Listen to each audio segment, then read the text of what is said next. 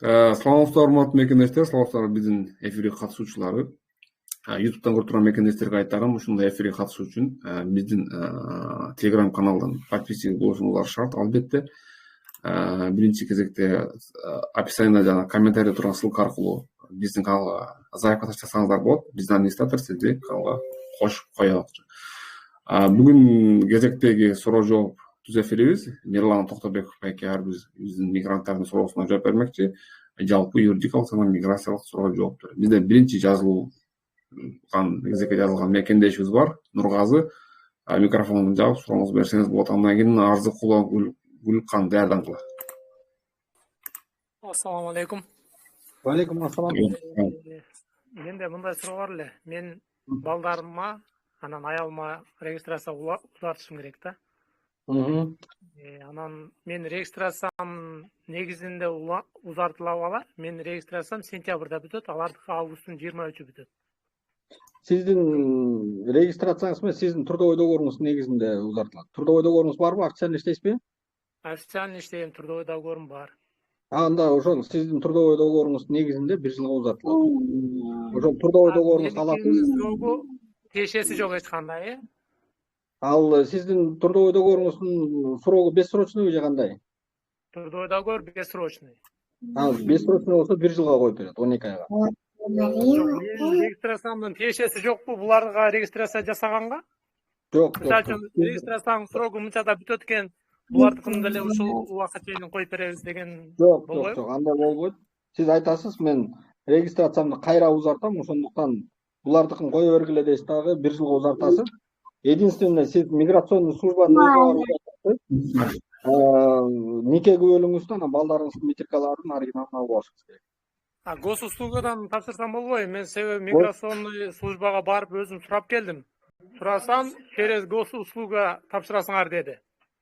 Госуслуга аркылуу тапшырганда сиздин тигилеки именно свидетельство о браке, анан свидетельство о рождении детей дегендерди кое турган немеси жок да, окошкасы.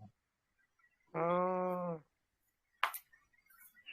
жерде трудовой договорду коесуз, Сахарованын карточкасын коесуз, уведомление коесуз, андан кийин ИЧК жетпей калат ан жакта.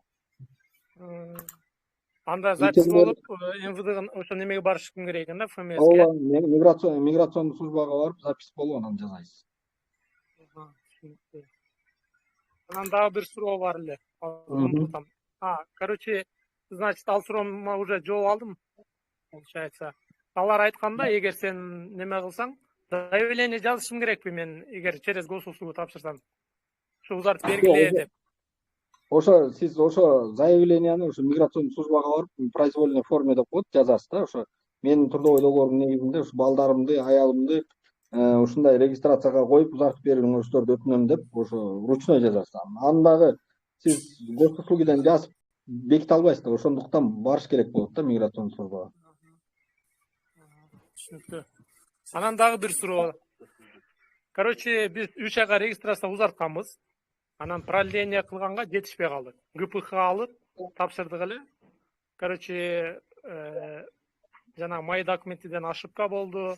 Кийин просрочный болду. Просрочный деп отказ кылышты. Итоге биз аны коюп эле кайра башынан границага чыгып келгенбиз да. Азыр границага чыгып келип кайра 3 айга тапшырган. Тапшырса отказ келип атат. Эмне деп? Азыр мен окуп берейин да ошол отказды. Кечиресиздер, убактыңыздарды алып атам. Произошла техническая ошибка. Попробуйте повторить запрос позже. Произошла ошибка при создании дела по регистрации по запросу от ЭПГО. По группе синонимов ЭСФЛ были найдены аналогичные незакрытые дела. Бул эмне деген түшүндүрөт? Сиздердики ошибка болуп калган, ошол экиндей. Сиздер 2-3 жол бербеген окшойсуздар да? Туура айтамбы, заявканы. Бир бергенсиз, бирдеме болгон. Тапшырганбыз. Ал ошо тапшырганбыз, ал бүтпөй калгандан анан. Ошол бүтпөй калган иш бар, ошол экини ошон үчүн дагы кайра жаңы үстүнө кайра жаңы берип бергенсиңер, ошол экине экөөнүкү чабышып калды деген сөз да.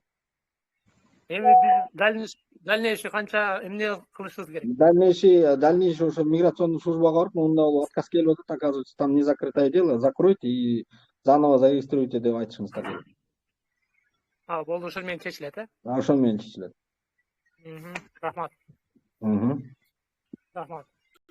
Арзыкулова бергиле. Андан кийин Зуура Жусупова даярдансын. Саламатсыздарбы, угулуп атабы?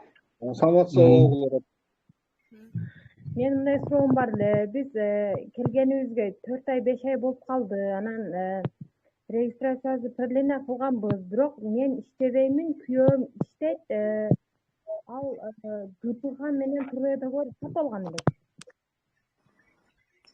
ГПХ деп коюшкан го, трудовой договорду.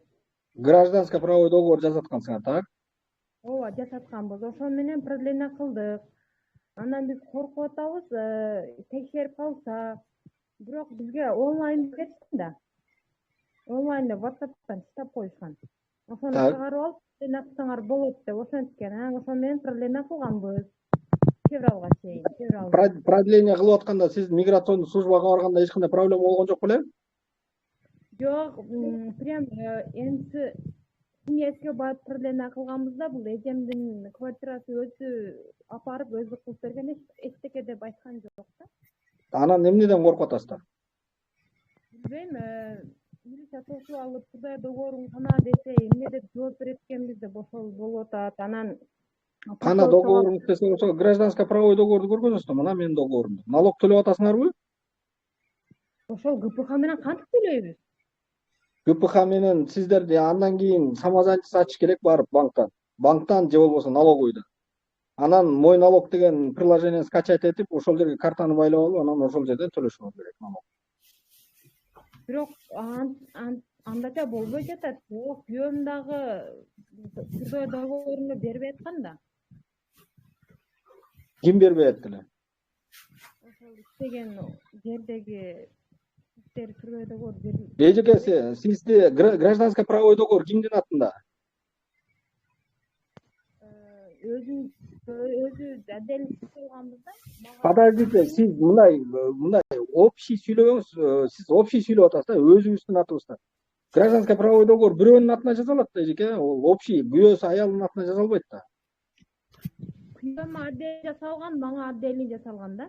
Отдельный жасалса, анда экөөңүздөрдүн эки гражданско правовой договоруңуздар бар экен, налог төлөңүздөр, болду. Сиздер официально УВМден бар узартканда ошол жерден кармап депорт кылып бербесе, значит сиздердин базада бар да. Ошондо сиз аябай алыс сүйлөп атасыз да, эжеке. Сиз бирдеме жазап атып сүйлөп атасызбы, эмне сүйлөп атасыз? Же бер жака сүйлөңүз, же ар жака иш кылыңыз да, эжеке. Жок, мен телефондо эле сүйлөп атамын. Телефон ушундай бузук. Жакыныраак сүйлөңүз. Эмнеден коркуп атасыздар эми? Кыскачараак айтыңыздар. Коркуу себебиңизди айттыңыздар. Мен айттым, базада бар болсо, анда узартмак эмес, базада жок болсо сиздердин регистрацияны. Узартыптыр. Баары жакшы. Эмнеден коркуп атасыңар? Трудовой договорду анда онлайндан чыгарып алдым да, мен трудовой договорум деп көрсөтсөк, трудовой договорун кана десе, ушуну көрсөтсөк болобу анда? Анан болгон үчүн сиздердин регистрацияңыздар узарды да, тууганым. Анда онлайндан чыгарып алыш керек экен да. Чыгарып алып, сиздер колуңуздарга ошондойки трудовой договорду, ошо гражданско правовой договор деле, трудовой договор болгон договор. Ошону көтөрүп жүрөсүздөр эжеке. Бирок полис бербейт экен, Кандай? Полис бербейт экен, бирок ГПХ менен. ГПХ менен полис бербейт. Рахмат. Зура, берерле бат-баттан. Зурадан кийин неме? Саламатсыздарбы? Саламат. Биринчиден Аллахтан ыраазы болсун сиздерден. Ушундай Рахмат. кылган эмгегиңер жерде калбай, алган билимиңерди эле кызмат кылып бериңер. Азыр бизге ошо регистрация боюнча да мен суроону алчы. Анан регистрация келгенде диплом алганда эле түшүнүп калдык да. Эми жана Сахара боюнча берейин дедим эле да суроодучу.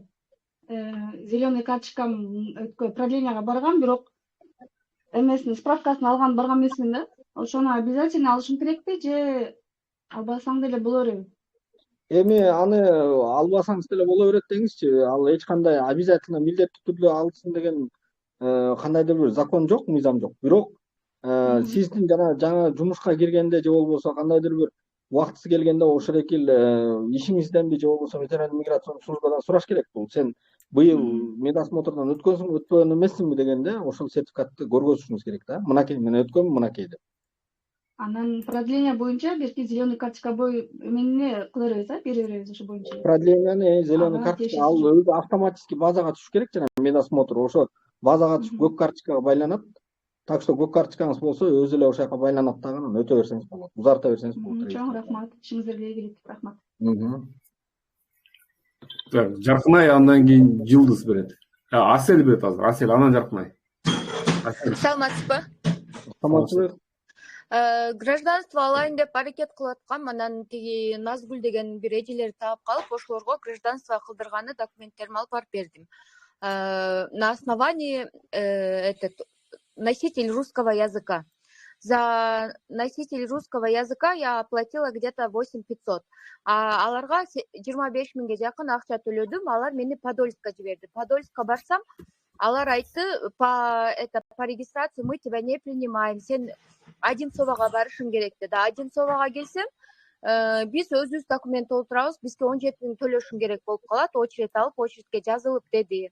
Анан эми мен сиздерден сурайын дегеним, вот ким гражданство алгысы келип атса, кай жака барсак болот? Эжеке, сиз носитель русского языка деген менен почти өтпөйсүз. Мен сразу айтайын, потому что носитель русского языка деген бул славяндарга арналган закон болчу да, славяндарга. Бул жана Украинада жашаган орустарга, Өзбекстан, Кыргызстан, Казакстанда жашаган орустарга, орус улутундагы кишилер это они носители русского языка. Сиз носитель русского языка канча жолу тапшырсаңыз дагы, эми мен билбейм, миң Кыргызстан бир киши өткөнүн көргөм да ошолордун экзамениненчи. Жок, мен алардын экзаменинен өттүм, мага сертификат берилди. НДФЛ по трудовому договору 21500 кылды. Россиянын минимальный жана жить гражданин дегендерине и жумушман НДФЛ беришти.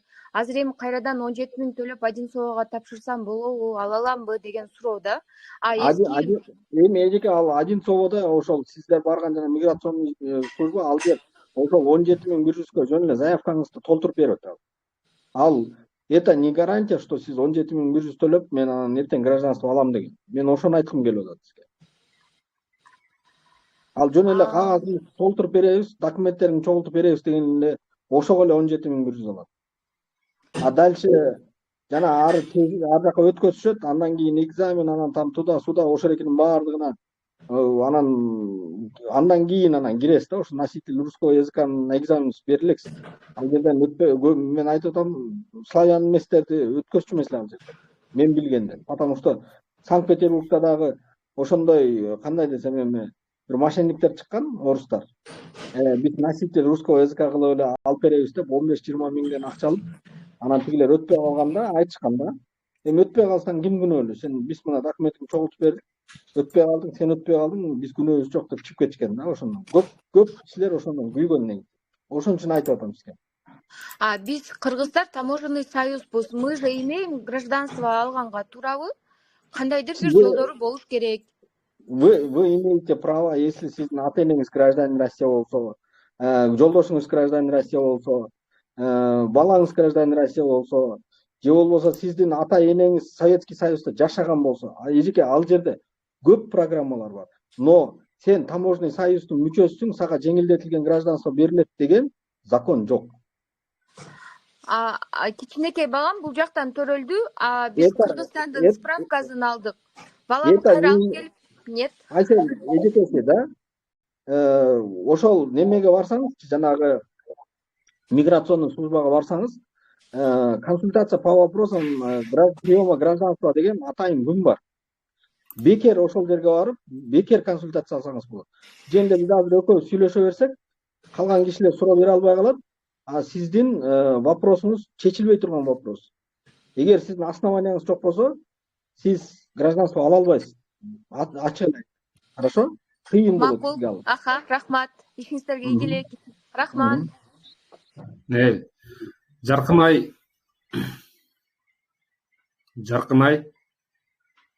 саламатсыздарбы? андан кийин Асыл. Немечи, менде мындай суроо болуп атат да. Менин жолдошум 7 ай мурун выдворение болгон да. Так. Ал жакта тигил регистрациясы бар болчу, бирок жолдошум самозанятый менен правовой договорлору бар болчу да.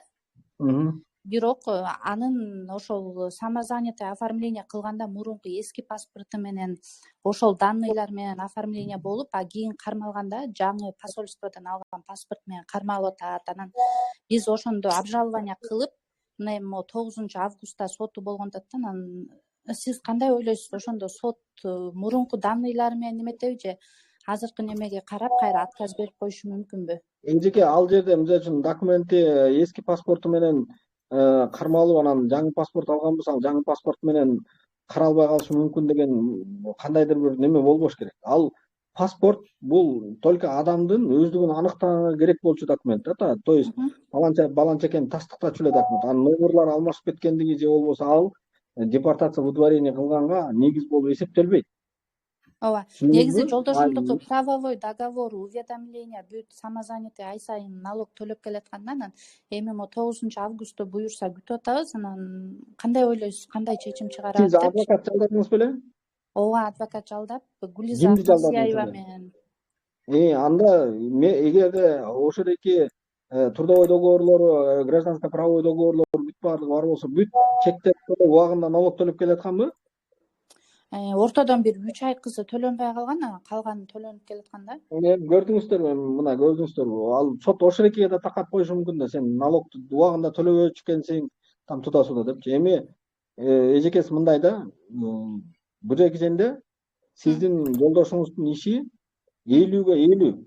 Потому что ал жерде граждан немеде жанагы административно-правовой кодексте жазылган.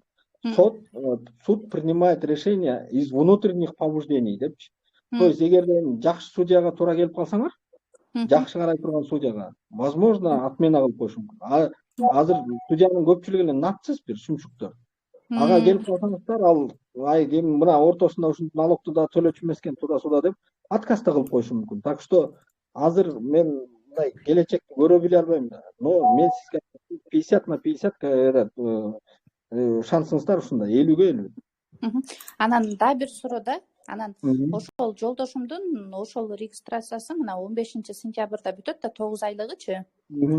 Анан мисалы эми андай болбой эле койсун, бирок сот отказ берди деп коелу. Анан бирок кайра кассационный обжалование кылсак болобу? Кассационный обжалование кылсаңыздар болот, жана регистрациясын азыр желательно азыр узартып салгыла. Потому что андан кийин кассация деген уже күчүнө кирген приговор болуп кетет дагы. Тигенде күйөөңүздү базага кое албай каласыздар регистрация. Мисалы ошол жанагы зеленый картасы дагы ушул сентябрдын 11-инде бүтөт да, ал жок эле кое берсе болот да. Азыр өтүп таштагыла. Медосмотрду азыр өтүп таштагыла.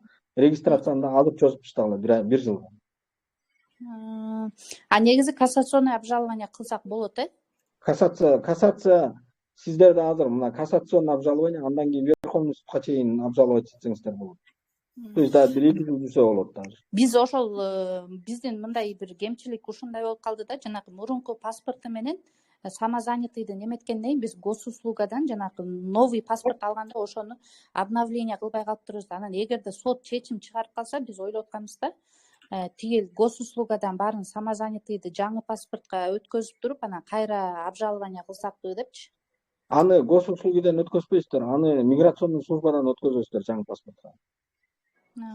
Налоговый инспекцияга барбайбыз, Ошо налоговыйга да барып, ИННңердин немесин өзгөртүп коюш керек болчу да, данныйлар.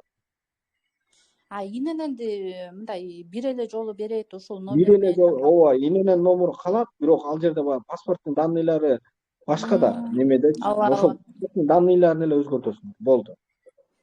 Анда немени регистрацияны азыртадан өткөрүш керек экен да. Ооба, регистрацияны азыртадан улантыңыздар. Медосмотрду азыртадан өтүп дайындап койгула. Потому что азыр неме эми жаңы өзүңүз айткандай, эгер приговор күчүндө калып кала турган болсо, биринчи приговор күчүнө кирип кетет. Хорошо? ооба. Içine girip Мисалы базаға ушул кирип кетсе, уже базадан чыкпай каласың. анан дагы бир суроо немечи? Жанагы айтып атпаймынбы, эски паспортто менен самозанятыйдын договору калып калган депчи? Анан ошол договор менен барсак азыр МФС узартып бере алабы? Эмнени? Регистрацияны. Узартып бере бериш керек. Не, анын гражданско правовой договор эжеке ал жөн эле кагазда, анын өзүңөр деле мындай эле кайра жаңылап эле жасап койбойт белең, проблема болбойт. Ошону жасатып алса да болобу э? Конечно, ал кагаз просто уведомлениясы бар го жанагы миграционный службага берген. Ошону эле жаңылатып койсоңор болду. Макул, анда чоң рахмат. Аллах разы болсун. Кубатбек мүмкүн болсо. Ким? Нургазы. Сүйлөдүңөрбү жана силер? Эмне болду? Суроо бердим эле, дагы суроо беришим керек болуп атат. Жана аялыма узатам дебедимби? Аялымдын миграционный картасында сел-визит работа деп көрсөтүлгөн, бирок ал иштебейт үйдө балдар менен. Анын эч кандай тиешеси жокпу? Сиз работа деп ошо өзүңүздүн трудовой договоруңуз менен узаткан атпайсызбы? Туура эле? Туура эле. Анан азыр айтпадымбы 3 айга узартып, анан отказ келип атат деп. Немеден МВДдан комментарий келиптир да. Нарушение требований предусмотрено пунктами 7, 16.3 и 27. Ал неме жанагы немелердин уведомлениянын бир жерлерине силер ката кетиргенсиңер же бирдеме болгон? Требованиялар ошоло. Башка мындай нерсе жок ошол эле. Ал башка основной, эгерде ошол жерде комментарийде жазылат административный регламент же болбосо дакта картасы жок деп мындай комментарий чыгат. Жанагылар болсо ошол административный регламентти карасаңар, менин билишимче жанагы уведомлениянын бир жерлерин туура эмес жазгансыңар же болбосо оңдогон помарка же болбосо ушундай болуп калса, ошондой биз уведомление тапшырбай калганбыз да, уведомление тапшырбай калганбыз. Неме регистрация тапшырганда унутуп калганбыз. Вот көрдүңүздөрбү, ошол үчүн сурап атат. Немеден мои документиден сураган эмес, биздин эсибизден чыгып калган экен. Ошол эле себеп экен. Көрдүңүздөрбү, ошол эле ошондон эле чыкса керек. Кайра бериңиздер. Болуп рахмат. Хорошо. Ал сиз бергиле. Ассаламу алейкум. Алейкум ассалам. Мен 3 суроом бар эле. Биринчиси баягы 2020-жылы трамвайда штраф алгам. Былтыр алдым, анан дагы экинчиси. Баягы мен Сбербанк карта менен төлөгөндө буну ошону айтсам, булар ишенбей, көрсө дагы метпей штраф жазып берип койду. Эмки мен кийинкисин алып калсам на всякий случай, ошону кандай болуп калат? Мен чоңуйга кирип кетем же эмне болуп калам? Эмне ким ишенбеди, мен түшүнбөдүм. Кимди ишендиришиңиз керек? Контролерда мен Сбербанк менен төлөдүм, накей деп баягы Сбербанк историядан көргөзсөм, алар болбой атат да. Азыр жаздыбы анан штраф? Штраф полицияны чакыраман, башканы чакырам деп ошентип ызылдап метирди, аны жазсаң жаз деп метип берип койгом да. Сиз неме кылышыңыз керек эле, ал жерден контролерлор ошенте турган болсо, протоколду жаздырып, протоколду алып алып туруп, сиз ошо Мосгортранспорттун өзүнүн атайын отдел жалоб деген жери бар. Ошол жерге барып анан ошол эки штрафты жок кылышыңыз керек. Ошондо мен 3-чүдүн алып калып турган болсом, ошондо мен кандай болуп калат? Ошондо чоңуйга кирип кетем же деп аткаламбы? Сиз 2020-жылы алып туруп, 2023-жылы алып туруп, эми 26 статьяга салса салат, салмаса жок. То есть эгерде сиз бул кийинки алган штрафыңызды жок кылсаңыз, возможно, сиз чоң списокко деле түшпөйсүз. Анан экинчи суроом, квартира, эжем квартирасы бар, ипотека алган. Ошол мага доверенность жазып берсе, мен ошо башкаларды ошонун ипотекасына кое аламбы регистрацияга? Эжеңиз өзү кайда? Эжем өзү азыр Кыргызстанда. Кыргызстандан прям ошол миграционный учетко кое алат деген конкретный жазылыш керек да. Федеральный миграционный службага барып, ушул миграционный учетко кое алат, иностранный гражданиндерди деп кеңири жазылган доверенность болсо кое аласыз. Үчүнчүсү мен самозанятый менен иштейм бул жерде, жумасына юридический менен 6% менен. Жумасына мындай кылат да, бул 3 жуманыкын мындай эле биз налогко чек урбай эле 3 жуманыкын бизге мындай эле которуп коет, 4-чү жуманыкын болсо биз чек урабыз да. Жумасына болсо 150 миңден 200 миңге чейин башка ишкерлердикин дагы мага которот дагы, анан кийин мен аларга которуп берем да, бул эртең налоговыйдан текшерип калса мага проблема болбойбу негизи. Сиз ошол эки налоговый мой налогдо көрсөтүлгөн картага аласызбы ошол акчаларды? Жок, мой налогко мен аяка картамды тиркеген эмесмин, негизи мындай эле Сбербанкка которуп коет да магачы. Негизи эгерде доходдоруңуздарды кийин текшерип калса проблема болушу мүмкүн сизге. Мой налог деген ачат да. Анда бул наличие алып, анан кийин кайта биз Сберкартага салсак алжа кандай болуп калат анда? Ошо сиз наличие алып ошо Сберкартага салганда ошол сиз карта байлап алып турсаңыз, ошол карталарыңыздагы кийин текшерип, ошол картадагынын баардыгын доход кылып, анан сизге штраф салышы мүмкүн. Сен момунчадан доход тапкан экенсиң, бирок ошол эркинден налог төлөбөгөнсүң деп. Түшүндүңүзбү? Ошон үчүн мой налог эле отдельный карта байлап туруп, ошол жерге жанагы айлыгыңызга тиешелүү акчаларды салып, ошол эркинден налог төлөсөңүз сизге жакшыраак болот. Түшүнүктүү. Макул, мейли, чоң рахмат. Башка суроом жок. Жылдыз бергиле. Жылдыз анан кийин Жылдыз без фото жылдыз бергиле. Андан кийин Марат абайдын. Мен эме боюнча берейин дегем. Менин кызым ГПХ менен иштейт да. Анан зарплатасын налог кармабай эле төлөп атат. Ошол компания өзү төлөп атат, өздөрү төлөйт деп коет, бирок өздөрү төлөп атабы же кызым өзү төлөш керекпи? Бирок ошол через ГПХ эле демесе продление болгон. Эжеке кызыңыз налогду өзү төлөш керек. Мой налог деген приложениени скачать этип туруп, ошол жерге доступ алып, ошол жерден өзү төлөш керек. Эгер ал компанияда иштеп, бирок гражданско правовой договор менен иштесе, компания төлөбөйт ага налог. Угулбай калды. Эжеке компанияга оформить этилип, бирок өзү налогду өзү төлөш керек кызыңыз. Кызым өзү төлөш керекпи? Өзү төлөш керек. Ал жерде именен самозанятость ачып, барып ошол жерге мой налогду скачать этип, картасын байлап, ошол жерге айлыгын ошол картага түшүрүп, анан төлөш керек. Биз анда ошондой кылбай эле жүрөбүз анда. Кылып керек. Анан менин кызым могу эмеге повторный эмеге барып келди. Сахарага. Анан ал жерден сүрөтү басылган жана зеленый карточкадан башка карточка бериптир да. Тройка катары колдонсоңор болот. Кызыл карточка бериптирби? Кызыл, ошондой кызыл, ошондой да. Анан эмеде анын түшүнүгү боюнча эме дептир. Полностью документтериңерди көтөрбөй эле жүрө бересиңер, бардык данныйыңарды ушул карта аркылуу текшерсе болот деп. Жакында бардыгына ошол эркиндей таратып атат. Ошол кызыл карточкага өтөткенбиз, ошол кызыл карточкага приложение берет кийин. Ошол приложениянын